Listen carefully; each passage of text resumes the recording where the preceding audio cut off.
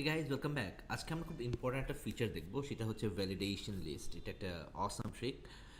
তো ধরুন, আমি শিওর আপনারা এটা দেখেছেন যে কেউ আপনাকে একটা সেল পাঠিয়েছে এবং আপনি কোনো একটা সেলে ক্লিক করেছেন এবং দেন একটা ড্রপ ডাউন আসলে সেই ড্রপ ডাউন থেকে আপনি সিলেক্ট করছেন। So it's very awesome. So how do you do it এবং কোথায় আমাদের এটা কাজে আসতে পারে?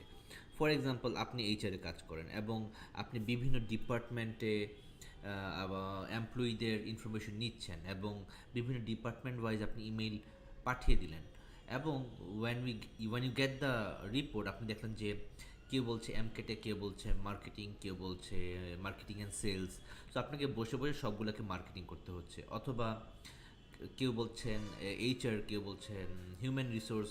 সো আপনি এতগুলো ইনফরমেশন চান না, অথবা থিঙ্ক অ্যাবাউট ইট, আপনি যদি কারো কাছ থেকে ডিস্ট্রিক্টের ইনফরমেশন নিতে যান তাতে আপনার খবরই আছে, কারণ এক এক জেলার মানুষ এক একভাবে এটাকে স্পেল করে। সো হোয়াট ইউ ওয়ান্ট, যে আপনি এমন একটা লিস্ট দিয়ে দিবেন যেখান থেকে আপনার ইউজাররা সেই লিস্টটাকে সিলেক্ট করবে। সো ফর এক্সাম্পল, আমার এখানে ডিপার্টমেন্ট আছে।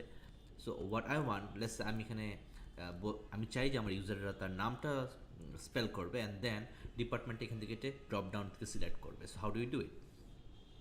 So from data tab, we go to oopsie, we go to the validations. Now যেহেতু এটা কম্প্যাক্ট আছে, সো আপনার স্ক্রিনে এটা আইকনটা আরও বড় থাকবে বিকজ আমি এটা ল্যাপটপ ইউজ করছি। So the icon is pretty smaller here. So আমি ডাটা ভ্যালিডেশন সিলেক্ট করলাম and then from the settings we select list and এখান থেকে আমরা বুঝতেই পারছি যে আমরা এখানে সোর্সটা দেখিয়ে দিলে হয়ে যাচ্ছে। So what we can do, we can simply select the source, hit OK and done. So now আমি যখন এখানে ড্রপ ডাউনটা সিলেক্ট করব, I have all the options যেটা আমি এখান থেকে লিখেছি, এবং this is dynamic. For example, আমি যেখানে মার্কেটিংয়ের বদলে কী দেওয়া যায়, সেলস, সেলস দেওয়া যায়। So the next time user will drop it, it should have a sales, and yes, sales আছে। এবং দেন অফকোর্স আপনি এটাকে হাইড করে দিতে পারেন, অথবা ফর এক্সাম্পল আমি যেই কাজটা একটু করি, সাধারণত এই ট্রিকটা করি, হাইড করার প্রয়োজন হয় না। আমি পুরোটাকে সিলেক্ট করে এটার কালারটাকে হোয়াইট করে দিই। সো কারো মাথায় আসবে না যে ওকে ফাইন এখানে কিছু থাকতে পারে, বাট অ্যাকচুয়ালি আছে। It's is pretty Assam. Next আমি যেটা বলতে চাই যে আপনি লেস আপনি ইউজার যদি এখানে কিছু উল্টাপাল্টা টাইপ করতে চায় তাহলে সে আপনাকে দিবে না, সে একটা মেসেজ থ্রো করবে। এবং মজার বিষয়টা হচ্ছে you can actually customize this message. How? Let's go to the data tab again, data validations, এবং এই সেটিংসের জায়গাতেই দেখেন যে we have two other options call input message and error alert. So input মেসেজে অ্যাকচুয়ালি আপনি বলতে পারেন ইটস এ টুল টিপস, যে টিপস লেটস সে এনিথিং আপনি লিখতে পারেন, please select from the list. That's it, as simple as that.